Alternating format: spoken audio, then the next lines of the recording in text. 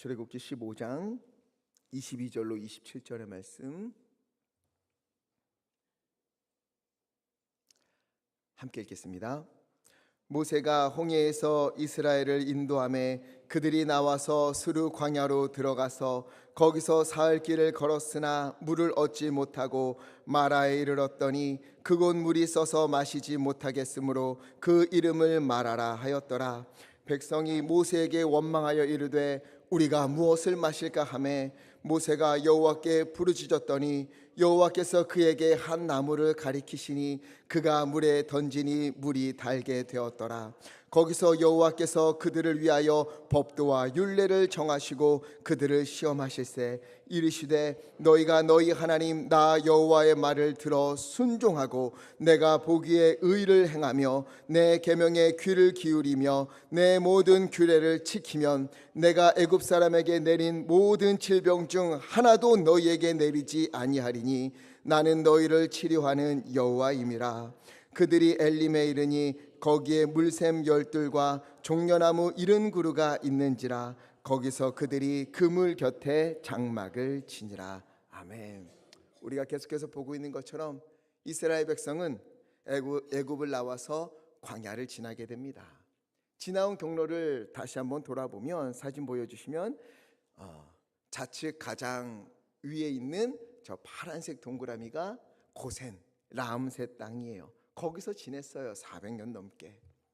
애굽에 있을 때 여기서 머물러 살다가 여기서 이제 10가지 재앙 다 끝나고 나서 출발을 해요. 그래서 조금 아래에 있는 보라색이 있는 숫곳에 이르게 됩니다. 숫곳에서는 뭘 기억하라고 했죠? 여기서 인구를 점검한 거예요. 장정만 60만 명이 있구나. 노인, 여인, 아이들 합하면 아마 200만 명은 되지 않을까. 이 수를 그들이 세게 된 겁니다. 그리고 조금 더 아래쪽에 내려와서 에담이라는 곳에 이르게 됩니다. 에담에서 기억해야 될 일이 하나 있지요. 출애굽기 13장 21절 낮에는 무엇으로? 구름 기둥으로, 밤에는 무엇으로? 불 기둥으로. 여기서부터 하나님이 인도하기 시작한 거예요. 그리고 조금 더 아래쪽으로 내려가 보면은 빨간 동그라미가 있는 그곳, 우리가 지난주에 보았던 비하히롯, 여기에 이르렀을 때 이 비하히롯 앞에 뭐가 그들에게 펼쳐져 있었지요? 홍해가 있었던 거예요. 지금 이스라엘은 하나님이 인도하시는 그 길을 따라가고 있는 길입니다. 낮에는 구름 기둥으로, 밤에는 불 기둥으로 하나님이 인도하고 계시는 것을 따라서 행진하고 있었어요.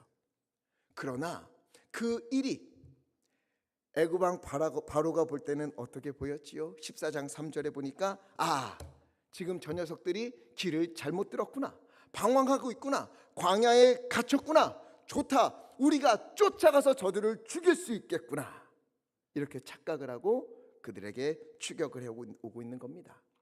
여러분, 우리가 믿음으로 산다는 것은 하나님이 구름 기둥과 불 기둥으로 인도하시는 그 길을 걷는 길이지요. 광야와 같은 인생길이 우리 앞에 있다 하여도 주님이 함께 하시는 그 길인 줄 믿습니다. 하지만 그 모습이 믿음이 없는 사람들이 보기에는 미련해 보일 수 있어요. 하나님을 믿지 못하는 사람들에게 있어서 우리가 기도하며 산다, 예배하며 산다, 하나님 의지하며 산다 하는 것은 답답하고 어리석어 보일 수 있습니다. 융통성이 없어 보일 수 있어요. 바로가 생각한 것처럼 광야에 갇혔구나, 이렇게 생각할 때가 있는 거지요. 그러나 이것은 바로의 시선일 뿐입니다. 믿음이 없으면 그렇게 보일 수밖에 없어요. 기도하는 모습을 보며 혀를 차기도 하고, 에이 그거 아니야, 이제 그만 좀 해, 편안하게 살아, 너를 위해서 좀 살아, 이렇게 말할 때가 있는 거예요. 그러나 이 너머에 우리 하나님이 계시다, 불기둥과 구름기둥으로 인도하고 계신다 하는 것을 믿는 우리에게는 어떻습니까? 내가 보기에 좋은 길을 걷는 것이 아니라 하나님이 인도하시는 길을 따라서 순종하며 걷는 것, 그것이 가장 복된 길이다 하는 것을 믿는 것이지요. 오히려 병거를 이끌고, 야 저들 지금 광야에 갇혔다, 이렇게 착각하고 병거를 이끌고 쫓아오는 애굽 군대, 이 바로가 불쌍하게 여겨지는 겁니다. 애굽 군대가 쫓아왔어요. 이 앞에는 홍해가 있습니다. 지난주에 홍해 사건에서 다루지 못했던 부분을 먼저 좀 함께 보도록 할게요. 우리 14장 10절 말씀 함께 보겠습니다. 시작. 바로가 가까이 올 때에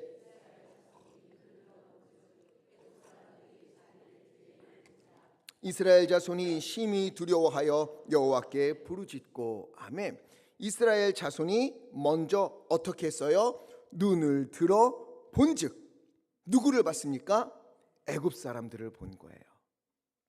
여기서 눈을 들어 본다는 것은 그냥 이렇게 본 게 아니에요. 저 멀리 무슨 소리가 나네, 누가 오나 하고 봤다, 이 정도가 아닙니다. 눈을 들어 봤다는 것은 주목해서 본다는 거예요. 온통 거기에 관심을 쏟아서 그것만을 주목하여 바라본다 하는 게 눈을 들어 본다는 겁니다. 마음과 신경을 온통 그곳을 향하는 거예요. 모든 관심이 그곳에 사로잡혀 있습니다. 자, 이스라엘 백성이 이렇게 눈을 들어서 온 신경을 곤두세워서 누구를 봤다고요? 하나님을 봤습니까? 아니지요. 하나님의 인도하심을 따라 그들을 인도하는 모세를 봤습니까? 그것도 아니에요. 이스라엘 백성은 저 뒤에서 병거와 함께 요란한 소리로 이스라엘을 추격해 오는 애굽 군대를 본 거예요. 그들에게 온 마음을 빼앗겼어요. 온 신경을 빼앗겼습니다. 거기에 마음을 빼앗겼어요. 그러자 어떻게 됩니까? 하나님이 구름 기둥으로 인도하시고 불 기둥으로 인도하고 계시는데 이게 눈에 들어오질 않는 거예요. 10가지 재앙을 애굽에서 일으키셨고 바로를 굴복시킨 것이 불과 며칠 안 됐어요. 얼마 안 됐어요. 그런데 이제는 나 죽겠다, 원망과 불평을 쏟아내는 것이요. 이 모습이 신약에서도 고스란히 나타나 있지 않습니까? 이 사건과 연관되어 있을 법한 사람이 한 명 있지요. 예수님의 제자들 중에 누가 있을까요? 베드로. 제자들이 갈릴리 바다에서 풍랑을 만났어요. 이리저리 흔들리고 죽을 것 같은 일을 겪습니다. 그때 예수님이 물 위를 걸어서 제자들에게 찾아오셨어요. 제자들이 유령이라고 소리칠 때 예수님이 말씀하시지요. 안심하라, 나니 두려워하지 말라. 안심시키셨어요. 그러자 베드로가 뭐라고 합니까? 마태복음 14장 28절. 주여, 만일 주님이시거든 나를 명하사 물 위로 오라 하소서. 그래, 베드로야, 이리 오라. 베드로가 용감하게 배에서 내려 물을 밟고 예수님께로 갑니다. 그때 베드로가 잘 가다가 무엇을 봤습니까? 30절 보니까 뭘 봤어요? 바람. 잘 가다가 바람을 주목하여 본 거예요. 풍랑이 일어나는 것을 그가 보고 거기에 마음을 빼앗겼습니다. 온 신경을 다 빼앗겼어요. 예수님을 바라볼 때에는 물 위를 걸을 수 있었는데, 믿음으로 이 길을 걷고 있었는데, 바람을 주목하게 되자, 풍랑을 보게 되자 무서워서, 두려워서 그 즉시 물에 빠지고 맙니다. 그때 어떻게 해요? 주여, 나를 살려주소서, 나 죽게 생겼습니다, 나 죽을 것만 같습니다, 나를 구원하소서, 이러잖아요. 그러자 31절 예수님이 베드로를 건져주시면 뭐라고 하십니까? 믿음이 작은 자요, 왜 의심하였느냐. 예수님이 아니라 불어오는 바람을 주목하는 것, 눈을 들어 환경과 상황을 보는 것, 거기에 마음을 다 빼앗겨 버리는 것, 이걸 예수님이 뭐라고 표현하시는 거예요? 의심이라는 거예요. 의심. 베드로가 바람을 주목할 때 불안과 두려움 속에서 물에 빠져들어간 것처럼 이스라엘도 똑같았던 거예요. 불기둥과 구름기둥으로 인도하고 계시는데 저 멀리 애국 군대를 눈을 들어 바라보자. 예수님이 아니라 바람을 보자. 하나님이 아니라 모세가 아니라 저 뒤에 오는 애국 군대에게 마음을 빼앗겨 버리자. 그들은요, 마음이 요동치고 의심이 생기기 시작했어요. 그들의 입에서는 불평이 나오고 원망이 쏟아져 나왔습니다. 우리 다 죽게 생겼다. 우리를 뭐하러 여기까지 데리고 왔느냐? 우리를 애굽에 그냥 두지 왜 건져냈느냐? 우리를 강에서 다 죽이려고 하느냐? 우리 다 끝났다. 여러분, 우리가 믿음의 인생길에서 눈을 들어 누구를 바라보는가, 어디를 주목하는가, 이것은요 무엇보다 가장 중요한 것인 줄 믿습니다. 그래서 모세가 어떻게 하는지 보세요. 모세가 이 사람들의 시선을 바꿉니다. 시선을 주목해서 13절 함께 읽겠습니다. 시작.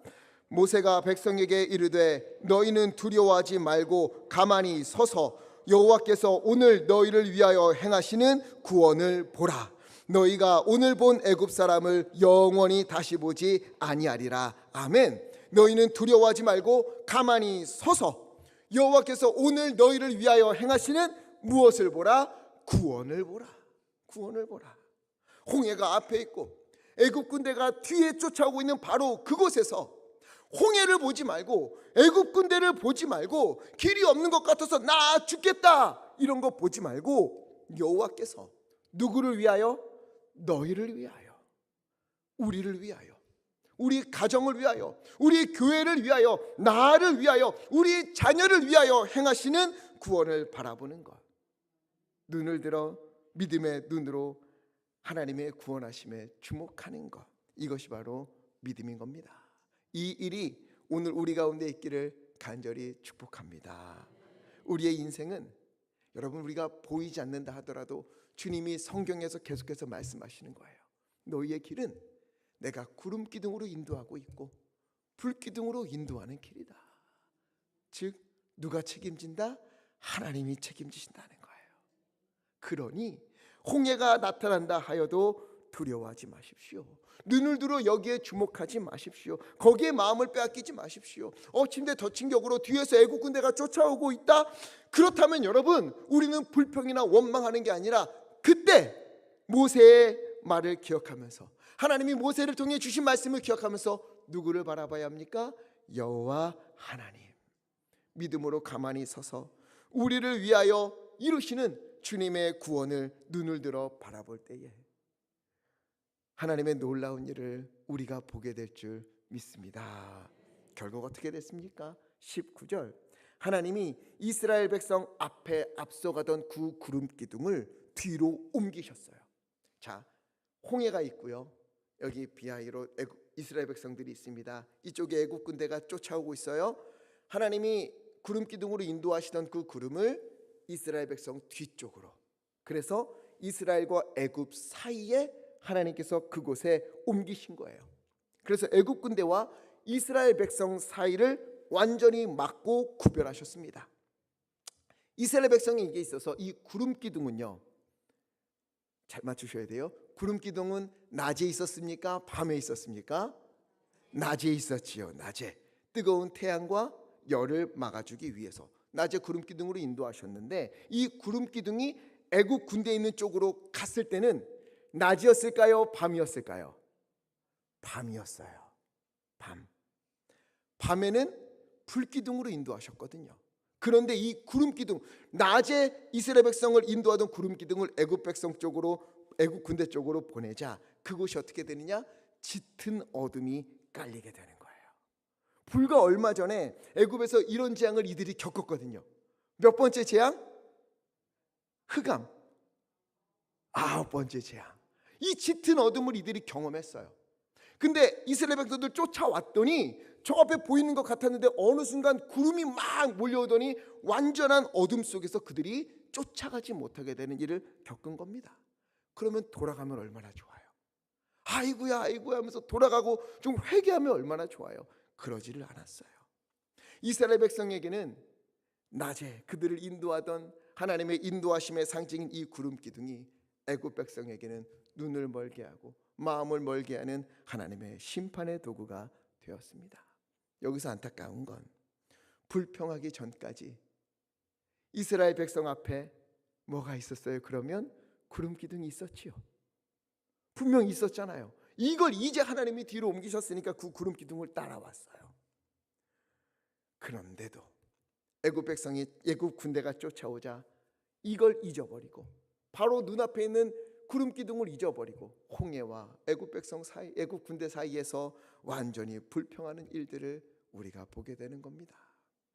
여러분, 우리에게도 하나님이 인도하신 그런 증거들, 하나님이 우리를 인도하신, 우리에게 베풀어 주신 은혜의 흔적들이 아마 다 있을 겁니다.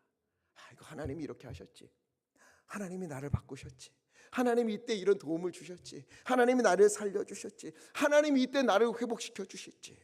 그런데 그거 잘 간직하고 있다가 마음이 힘들고 고난이 오고 어려운 일이 오면 이것 때문에 마음이 흔들려서 이것마저도 우리가 다 잊어버리게 되지 않습니까? 그때는 주님이 행하신 흔적들, 인도하셨던 증거들을 붙들고 주님의 말씀을 의지하고 하나님께 부르짖는 우리 모두 되기를 간절히 축복합니다. 주님이 우리의 삶 가운데 새겨두신 은혜의 흔적들을 잊지 마십시오. 성경은 계속해서 기억하라, 기억하라, 계속해서 말씀하시잖아요. 내가 애굽의 종되었던 너희를 구해내었지 않니? 은혜의 흔적들을 붙들고 살라는 겁니다. 왜? 은혜의 흔적들을 남기신 주님은 앞으로도 그렇게 우리를 인도하실 것이기 때문에 그거 붙들고 살기를 간절히 축복합니다. 이제 모세는요 21절 바다 위로 손을 내밀었고 하나님은 큰 동풍을 불게 하셔서 밤새도록 물이 밀려가게 하셨어요. 그래서 물이 갈라졌고 그 가운데 드러난 땅은 무슨 땅이었어요? 마른 땅이 드러나게 되었습니다. 그래서 22절 사람들의 마음을 뒤흔들던 그 홍해는 주님의 명령으로 이들을 보호해주는 벽이 되었고 그래서 모두 건너게 되었어요. 다 건넜을 때 애굽 군대는요 어느 순간 이들을 쫓아오다가 물 가운데 서게 됩니다. 24절 그러자 애굽 군대가 물 가운데쯤 오자 하나님은 불기둥과 구름기둥으로 애굽 군대를 어지럽게 하셨어요. 정신을 못 차리게 하셨어요. 25절 그 바다 한가운데서 병거의 바퀴들이 빠지고 달릴 수가 없어요. 그러자 이제서야 애굽 군대 이 사람들이 공포에 사로잡혀요. 야, 우리 쫓지 말자. 돌아가자. 그들의 주님이 그들을 위하여 싸우고 있다. 우린 이길 수 없다. 얼른 돌아가자. 그러나 너무 늦었어요. 너무 늦었어요. 진작 갔어야 돼요. 구름기둥이 와서 그들의 눈을 멀게 했을 때 돌아갔어야 돼요. 너무 늦었어요. 27절 모세가 다시 손을 내밀자 물벽은 무너지고 가운데 있던 애굽 군대는 완전히 덮쳐지게 됩니다. 30절 함께 읽겠습니다. 시작. 그날에 여호와께서 이같이 이스라엘이 바닷가에서 애굽 사람들이 죽어 있는 것을 보았더라. 아멘. 시선이 또 나오지요. 이제 이스라엘 백성이 이 바닷가에서 무엇을 보게 되었습니까? 애굽 사람들이 죽어 있는 것. 이걸 보게 되는 거예요. 눈을 들어 주목하여 보고 마음을 빼앗겼던 그 모든 것이 하나님의 구원하시는 도구로 변하는 것을 이들이 경험하게 된 겁니다. 이스라엘은 홍해 앞에서 우리는 죽었구나 여겼는데 그 홍해가 그들을 지켜주는 벽이 되는 것을 그들이 경험하게 되었고 애굽 군대가 저기서 쫓아올 때 거기에 마음을 다 빼앗겨서 우리 죽게 되었다, 우리 끝났다라고 했는데 하나님이 그들을 멸망시키고 그들이 죽어 있는 것을 그들의 눈으로 목격하게 하면서 야, 정말 하나님이 우리를 구원하셨구나, 하나님이 이 모든 것을 통하여 나를 구원하셨구나 하는 것을 그들이 보게 되었던 겁니다.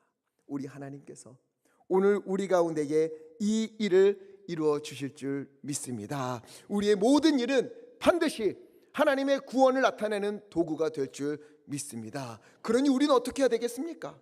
눈을 들어 그것을 보고 두려워하고 염려하고 불평하고 원망하고 의심하는 것이 아니라 그런 일들이 있을 때마다 그 너머에 계신 하나님을 바라보고 눈을 들어 하나님을 바라보고 그것을 구원의 증거로 바꾸시는 하나님을 의지하시기를 간절히 축복합니다.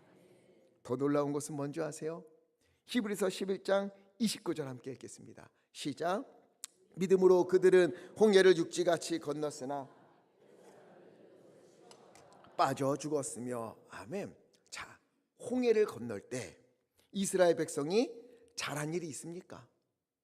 그들의 공로가 있습니까? 홍해 앞에서 그들이 믿음을 보였습니까? 아니잖아요.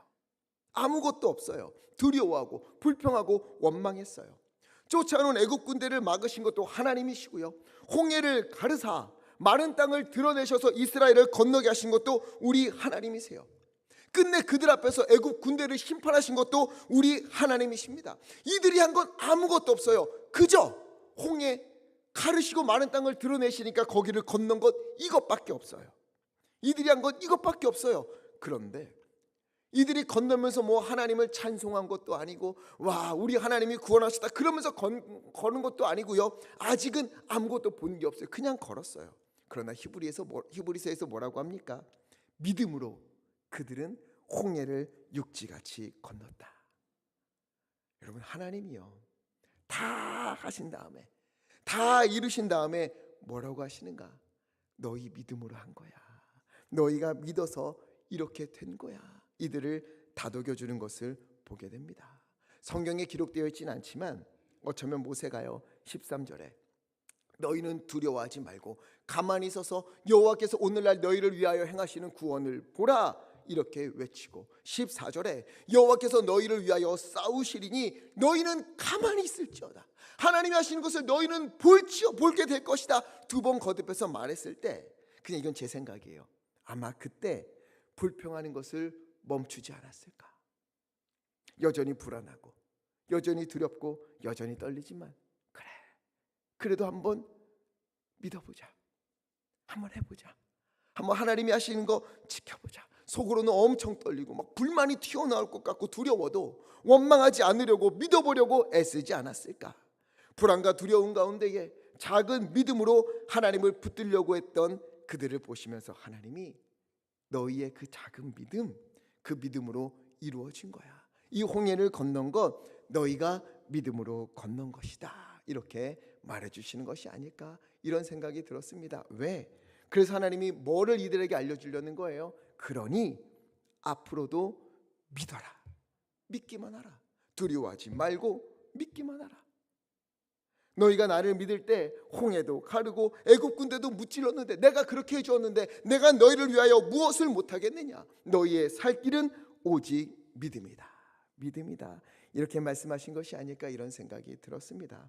예수님도 그렇잖아요. 예수님 앞에 나온 사람들 예수님께서 치유해 주실 때 어떻게 하십니까? 예수님 앞에 온 사람들 엄청난 믿음의 소유자들 아니에요. 예수님 오해하기도 했고요. 또는 병고침 받으려고 오직 그 목적으로 온 사람들도 있고요. 문제 해결 받으려고 그것 때문에 온 사람들도 있었어요. 그러나 예수님은 어떻게 하십니까? 이들을 고치실 때마다 내 믿음이 너를 구원하였다. 내 믿은 대로 될지어다. 그들의 그 작은 믿음을 대단한 것처럼 여겨주시고 믿음으로 구원받았다 말씀해 주시는 거예요. 우리가요 하나님 앞에서 당당하게 나의 믿음을 자랑할 사람이 누가 있겠습니까? 우리 수시로 잊어버리지요. 수시로 넘어지지요. 수시로 우리는 무너지잖아요. 그럼에도 우리 안에 뭐가 있어요? 그럼에도 하나님을 놓치지 않는 이 작은 믿음, 흔들리고 무너져도 또다시 하나님 붙들고 일어서려는 이 작은 믿음, 그 믿음을 보시고 하나님이 우리에게 말씀하시는 거예요. 너의 믿음으로 이 일이 이루어진 것이다. 이렇게 우리를 세워주시고 우리를 다시금 믿음의 길로 걷게 하시는 우리 하나님의 은혜를 우리가 보게 되는 겁니다. 주님 앞에서 내 믿음 이거 꺼내기도 죄송한데 뭐 보여드리기도 부족한데 근데 하나님은 그거라도 괜찮아. 그거라도 괜찮아. 그 믿음이 있으니 내가 이를 이루어 줄게. 그러니 너가 다시금 믿음으로 살아다오. 하나님께서 우리에게 부탁해 주시는 거예요. 여러분, 우리는요 예수님의 십자가의 은혜로 구원을 얻었습니다. 특별히 출애굽 사건은요, 이 홍해 사건은 예수님의 구원 사건을 예표하는 일이에요. 구원받을 자격도 없고 능력도 없는 이스라엘 백성을 주께서 전적인 은혜를 베푸셔서 구원해 주셨잖아요.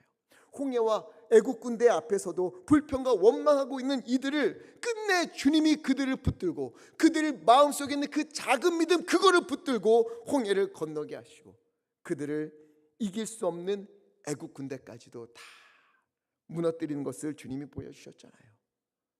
구원도 똑같아요. 로마서 5장 8절 함께 읽겠습니다. 시작. 우리가 아직 죄인 되었을 때에 그리스도께서 우리를 위하여 죽으심으로 하나님께서 우리에 대한 자기의 사랑을 확증하셨느니라. 아멘. 아직 죄인 되었을 때, 여전히 죄 가운데 있을 때에 구원 얻을 자격도 없고 능력도 없지만 주님이 우리를 위하여 먼저 죽으시고 구원을 베풀어 주시고 그리고 뭐라 그래요? 너가 나를 믿니? 그거면 돼. 주 예수 그리스도를 믿는 자, 그 사람에게 내가 구원을 베풀어 주겠다. 그러니 믿음으로 살아라 말씀하고 있는 겁니다. 얼마나 큰 은혜입니까? 여러분, 우리의 작은 믿음도 주님이 이렇게 크게 여겨주시며 믿음으로 살아. 그게 믿음으로 사는 거야. 너 잘하고 있어. 무너져도 다시 일어났지. 잘하고 있어. 넘어졌는데 또 일어나네. 잘하고 있어. 그래, 믿음으로 살아. 내가 믿음으로 사는 너의 길을 온전히 인도할 거야. 이렇게 말씀하시는 주님의 음성 붙들고 믿음으로 살기를 간절히 축복합니다. 홍해를 건넌 후에 출애굽기 15장 1절부터 18절까지 모세는 하나님의 구원을 기뻐하며 노래했어요. 1절과 2절 함께 읽겠습니다. 시작. 이때에 모세와 이스라엘 자손이 이 노래로 여호와께 노래하니 그는 높고 영화로우시며 말과 그 탄 자를 바다에 던지셨음이로다. 여호와는 나의 힘이요 노래시며 나의 구원이시로다. 그는 나의 하나님이시니 내가 그를 찬송할 것이요 내 아버지의 하나님이시니 내가 그를 높이리로다. 아멘. 그리고 미리암, 모세의 누리 미리암도 또 찬송을 불러요. 21절 함께 읽겠습니다. 시작. 미리암이 그들에게 화답하여 이르되 너희는 여호와를 찬송하라. 그는 높고 영화로우시며 말과 그 탄 자를 바다에 던지셨음이로다 하였더라. 아멘. 주님의 구원하심을 기쁨으로 이들이 노래합니다. 모세도 이스라엘 백성도 미리암도 전부 다 하나님의 구원을 기뻐하며 찬송을 불렀어요. 애굽에서 10가지 재앙 봤어요. 구름 기둥과 불 기둥으로 인도하시고 계시는 것도 그들이 경험하고 있습니다. 홍해를 가르시고 애굽 군대도 다 무찔러 주셨어요.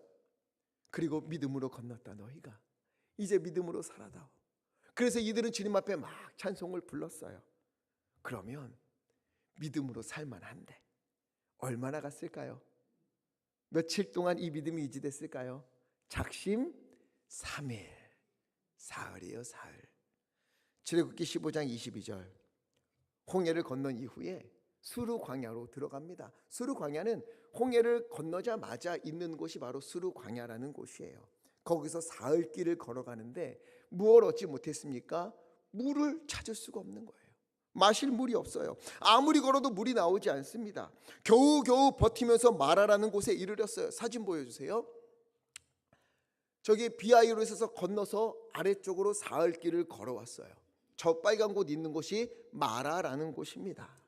저쯤 될 거예요. 마라에 이르렀는데 15장 23절을 보니까 그곳에 물이 있었어요. 물웅덩이가 있어서 물을 마셨는데 그곳 물이 어땠습니까? 써서 마실 수가 없었어요. 그래서 그곳 장소의 이름을, 원래는 마라란 이름이 없는데 이때 마라라고 붙였어요. 와, 쓰다, 괴롭다, 도저히 먹을 수가 없다. 그렇게 해서 마라다, 마라의 뜻이거든요. 그렇게 그 지역을 이름을 붙입니다. 차라리 물을 보지 않았으면 그냥 조금 더 참고 걸어가 볼 텐데 물을 봤잖아요. 먹었더니 써서 먹을 수가 없어요. 그러자 더 괴로워진 거예요. 어떻게 하느냐? 24절. 백성이 모세에게 어떻게 했어요? 원망을 합니다. 또다시 원망하는 걸 우리가 봐요. 불과 사흘 전에 홍해를 가르셨잖아요. 불과 사흘 전에 마른 땅으로 그들이 건너왔잖아요. 불과 사흘 전에 그들을 완전히 무너뜨리려고 쫓아오던 애굽 군대가 다 무너지는 것을 그들이 봤잖아요. 그러니 믿으라, 여호와의 구원을 믿으라, 주님께서 계속해서 말씀하셨잖아요. 그러나 사흘 만에 마라에서 물을 마실 수 없게 되자, 너무 써서 이 물을 먹게 되자, 못 먹게 되자 그곳 이름을 마라다, 쓰다, 괴롭다, 아프다, 너무너무 슬프다, 이렇게 이름을 붙여 부르고, 그리고 모세에게 원망하는 겁니다. 모세에게 원망했다라는 표현은 하나님께 원망했다라는 거예요. 믿음으로 산다는 건 참으로 어려운 일인 것 같습니다. 우리도 하나님의 은혜를 경험했다고 해서 또 그 다음에 어려움이 없습니까? 아니요. 홍해 건너면 마라가 나오는 거예요. 우리에게는 어려움을 하나님의 은혜로 건너서고 나면 또 다른 어려움이 언제나 찾아오게 되어 있어요. 이걸 다 아는 우리기에 그러면 이때 나는 믿음으로 살아야지, 그러면서 버티고 또 버텨도 그걸 넘어서는 고난이 올 때가 있습니다. 사흘 물을 마시지 못하면서도요, 나는 괜찮아, 믿으니까 괜찮아, 이렇게 할 사람이 어디 있겠어요? 힘들고 괴롭지요. 믿음의 길을 가다가 믿음으로 기도하다가 그것을 흔들 만한 일들은 반드시 찾아오게 되어 있어요. 그때 이스라엘 백성은 어떻게 했다고요? 원망을 하는 거예요. 원망. 그러나 이때 모세는 어떻게 합니까? 25절. 모세가 여호와께 어떻게 했어요? 부르짖었더니, 똑같은 상황, 똑같은 위기 앞에서 원망하고 불평하는 사람이 있는가 하면 하나님 앞에 부르짖는 사람도 있습니다. 다른 사람을 탓하고 잘못을 따지고 내 기분과 감정을 마구 쏟아내는 사람이 있는 반면, 똑같은 상황에서도 하나님 앞에 무릎을 꿇고 주님께 맡기는 사람이 있는 거예요. 하나님은요, 이스라엘 백성들이 불평하고 이스라엘 백성들이 원망할 때 꿈쩍도 하지 않으세요. 아무 말씀도 하시지 않으시고 아무런 해결책도 주지 않으십니다. 그러나 모세가 부르짖자, 하나님께 기도하자 기다렸다는 듯이 어떻게 해요? 한 나무를 거기에 던져라 말씀하십니다. 모세가 나뭇가지를 던지자 그 쓴물이 달게 되어서 온 백성이 마실 수 있는 그런 단물로 변하게 되었어요. 여러분, 하나님은요, 불평이나 원망이 아니라 하나님께 기도할 때에, 하나님 붙들고 기도할 때에, 하나님께 부르짖을 때에 그때 응답하십니다. 탓을 하고 잘잘못을 따지고 감정과 기분을 마구 하나님 앞에 쏟아내고 사람들 앞에 쏟아내는 게 아니라 그거 들고 주님 앞에 와서 기도하는 사람, 부르짖는 사람, 하나님은 그 기도를 들으시고 응답하시는 줄 믿습니다. 그리고 말씀하시는 거예요. 26절 함께 읽겠습니다. 시작. 이르시되 너희가 너희 하나님 내가 보기에 의를 행하며 내 계명에 귀를 기울이며 내 모든 규례를 지키면 내가 애굽 사람에게 내린 모든 질병 중 하나도 너희에게 내리지 아니하리니 나는 너희를 치료하는 여호와임이라. 아멘. 순종하고 의를 행하고 계명을 따라서 살아가면, 내가 너희에게 명령하는 것을 마음에 새기고 너희의 삶으로 살아내면 애굽 사람에게 내린 그 모든 질병 중 하나도 너희에게 내리지 아니하겠다. 나는 너희를 치료하는 여호와임이라. 여호와 라파, 치료하는 여호와다 말씀하시는 거예요. 이스라엘 백성이 앞으로 광야에서 또 가나안에서 믿음의 길을 걷다 보면은요, 마라와 같은 일들을 반드시 또 만나게 됩니다. 이 마라를 지나고 나서도 또 보면은요, 그들에겐 또 다른 어려움들이 찾아오게 돼요. 믿음으로 살다가 또 그러한 일들을 만나게 되었을 때, 마라 같은 일들을 만나게 되었을 때, 여리고 성벽이 그들 앞에 있을 때, 요단강이 그들 앞에 있을 때 무엇을 기억하라는 거예요? 여호와는 우리를 힘들게 하는 분이 아니라, 아프게 하는 분이 아니라, 우리를 괴롭히는 분이 아니라 어떤 하나님이시다? 치료하는 하나님이시다. 이 모든 어려움들, 이 모든 아픔들, 그것 때문에 내 마음이 상하고 몸이 상하고 상황이 모두 다 무너지는 이것들을 치료하는 여호와이시다. 이것을 믿으라는 거예요. 그러니 어떻게 하라? 다시금 주님의 말씀을 붙들어라. 그 말씀에 순종하라. 마라와 같은 일들이 있을 때 불평하는 것이 아니라, 원망하는 것이 아니라 치료자 되시는 하나님께 부르짖어라. 그러면 주님이 그 쓴물을 단물로 바꾸시사 너의 아픔을 나음으로, 너의 결핍을 충만으로 채워주실 것이다. 그러면서 이곳에서 그들에게 이 말씀을 들려주신 거예요. 여러분, 마라 하면 떠오르는 사람이 혹시 있습니까? 룻기에 있지요. 룻기에서 남편과 자녀들과 함께 모압 땅으로 떠난 나옴이라는 여인이 있었어요. 나옴이라는 이름은 기쁨이라는 뜻을 가지고 있습니다. 그런데 그곳에서 그 여인은 남편도 자녀도 다 잃어버렸어요. 살 길이 다 무너졌어요. 이스라엘 백성들이 겪었던 것보다 더 큰 어려움, 여인으로서 살아갈 수 없는 그 시대가 열린 거예요. 그때 다시 고향으로 돌아오면서 이름을 뭘로 바꿉니까? 1장 20절 마라다. 나를 이제 나옴이라고 부르지 마라. 나를 마라라고 불러라. 내 인생 너무 쓰다. 내 인생 너무 괴롭다. 내 인생 살 길이 보이지 않는다. 완전히 짙은 어둠 속에 있다. 하나님이 나를 괴롭게 하신다. 난 살 수가 없다. 자기 이름을 그렇게 바꿔 부르라 이야기하는 거예요. 그런데 이런 나오미를 위해 헌신한 여인이 있지요. 누구죠? 룻. 어머니가 가시는 곳에 나도 가겠고, 어머니가 머무시는 곳에 나도 머물겠습니다. 어머니의 백성이 나의 백성이 되고 어머니의 하나님이 나의 하나님이 되실 것입니다. 어머니가 죽으시는 곳에 나도 묻힐 것입니다. 그렇게 어머니를 따라와요. 이 룻을 통해서 하나님은 이 가정을 완전히 회복시켜 주시는 것을 보게 됩니다. 참 은혜로운 것은요, 제가 이 말씀 보면서 너무 은혜로운 건 나오미가 자기의 이름을 뭐로 바꾸라고 했지요?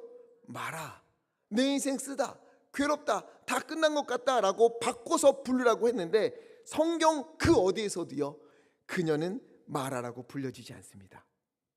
자기 혼자 나를 마라라고 불렀을 뿐 모두가 성경의 기록에서는 언제나 나오미라고 그에 기록되어 있어요. 결국 하나님은요, 남편도 아들도 다 잃어서 자신은 마라와 같은 인생이다 이렇게 불렀던 그녀에게 룻을 통해 다윗의 할아버지 오벳을 주시는 상상 못할 은혜를 주시는 것을 우리가 보게 됩니다. 여러분, 우리의 인생에도요 마라와 같은 일을 만나게 될 때가 있어요. 때로는 나오미처럼 내 인생 너무 쓰다, 너무 괴롭다, 하나님의 은혜가 없는 것 같다, 하나님 왜 나에게 잠잠하십니까?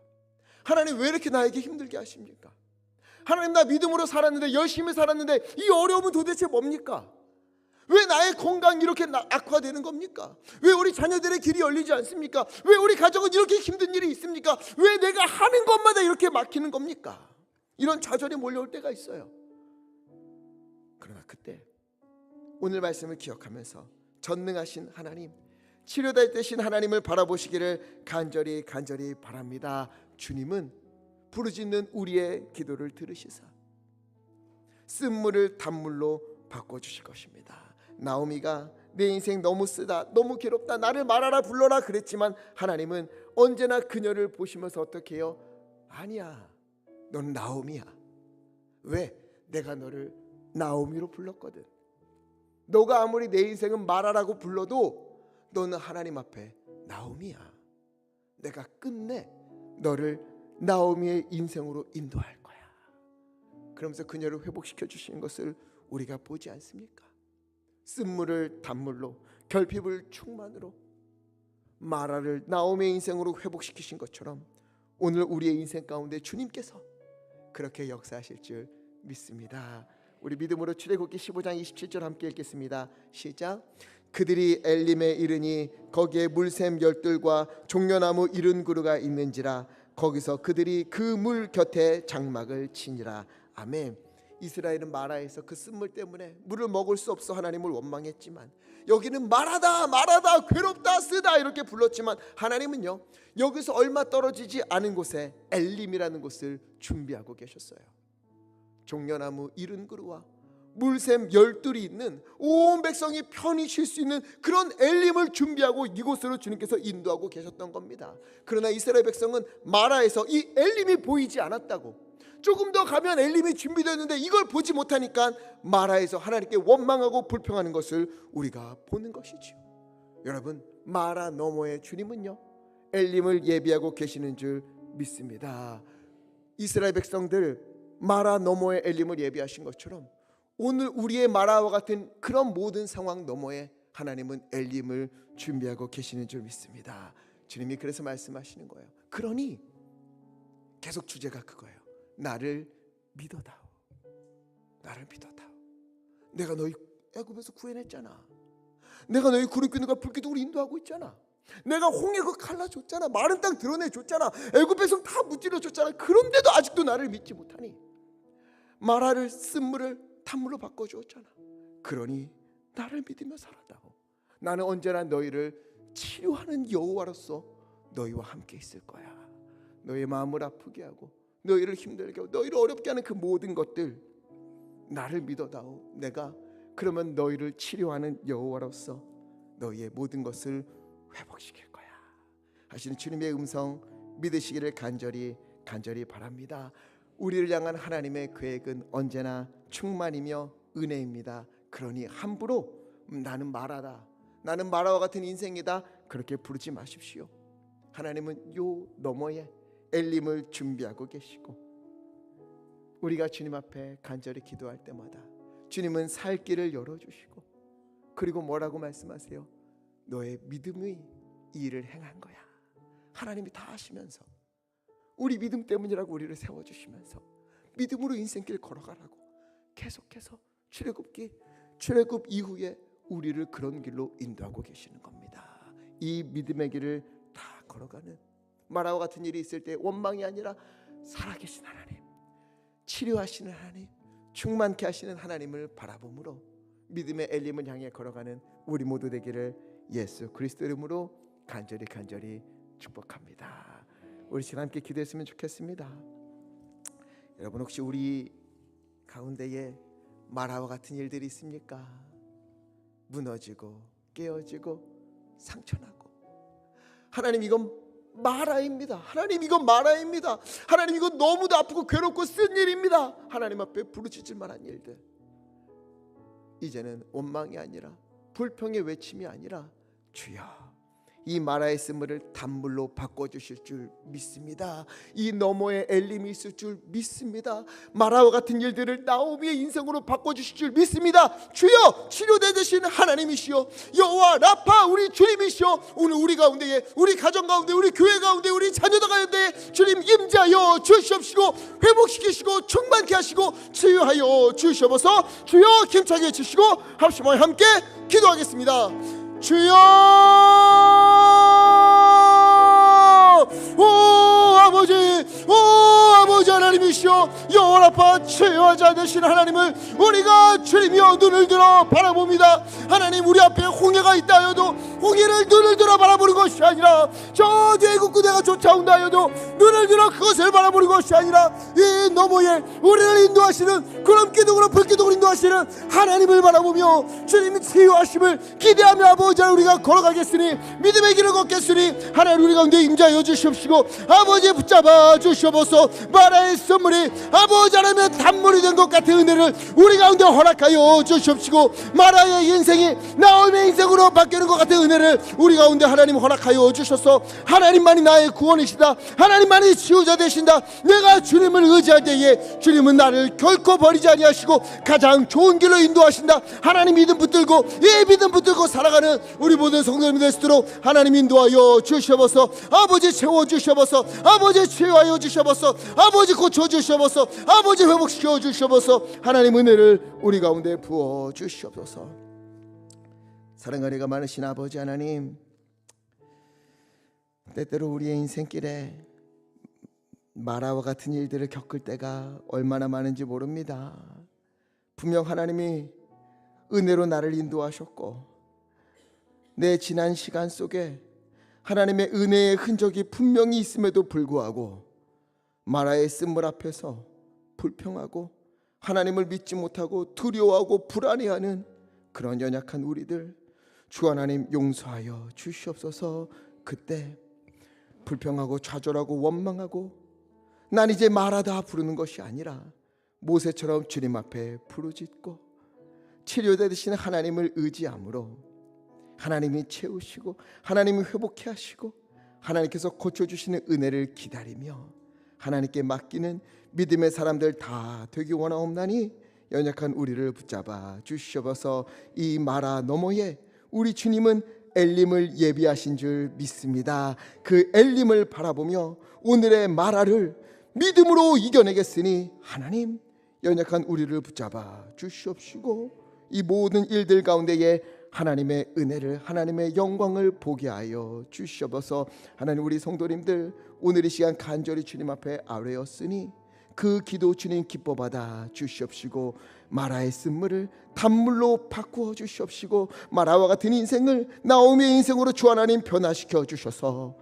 하나님의 은혜 가득한 인생길 다 되도록 치료자 하나님을 다 만날 수 있도록 하나님 인도하시고 은혜 위에 은혜를 덧입혀 주시옵소서. 우리 주 예수 그리스도 이름으로 간절히 기도하옵나이다. 아멘. 아멘.